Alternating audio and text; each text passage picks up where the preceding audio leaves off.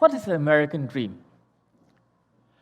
The answers we hear range from the lofty ideals of inalienable rights and liberties to the seemingly mundane issues of life, home, and hearth. The ability to raise our families with some degree of comfort. I want to begin my talk with a simple proposition that the American dream is the liberty to sell our knowledge, skills, and labor to whomever we will at a reasonable rate of exchange. A fair day's wage for a fair day's work is beyond the reach of many in the world where endemic poverty and society factors limit what one can be. The American dream is hope.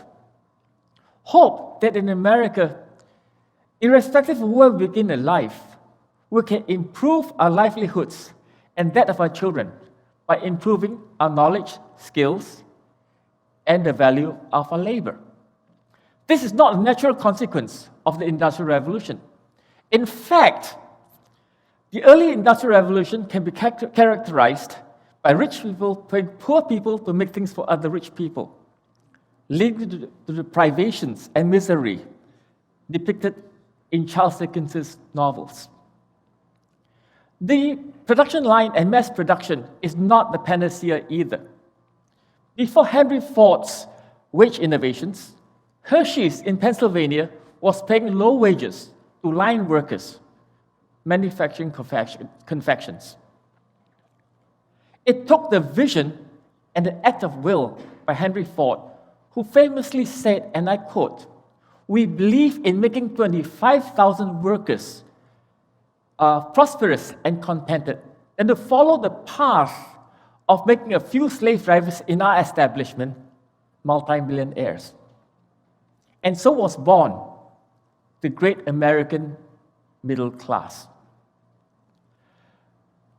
Many voices have added to this vision in government, labor, and civil rights.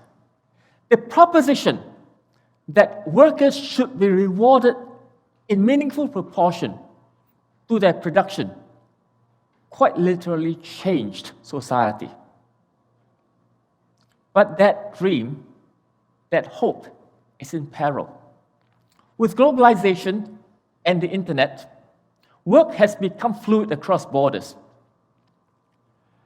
Low labor wages in countries unfettered by wage equality and environmental concerns has led to a precipitous loss of manufacturing jobs here. These are the jobs that erstwhile have been most associated with improving American livelihoods. For many Americans today, no amount of improvement of the knowledge, skills, and labor can overcome the loss of work and livelihood. Nothing so devalues a person as to say that no amount of self-improvement can improve the value of your work. Are we now doomed to return to the miseries described by Charles Dickens? Many ideas have been proffered on how to address this pressing issue of our day. We are investigating an approach of making things in small quantities of hundreds and thousands that we call micro-manufacture. This will enable short-run, high-mix manufacture that is closer to the source of innovation and design, and provide meaningful work in the modern connected economy. This is in contrast to the long-chain mass production that rewards outsourcing and automation costs. Long-chain manufacture will focuses on repetitive labor and the specialized skill of individual workers. Our education system is also designed to provide for specialization by organizing knowledge in vertical silos. Micromanufacture will require smaller work teams where workers integrate across knowledge domains horizontally. We are working on a pair of National Science Foundation projects They integrate knowledge across 4 domains: electronics, programming, 3D design, and manufacture.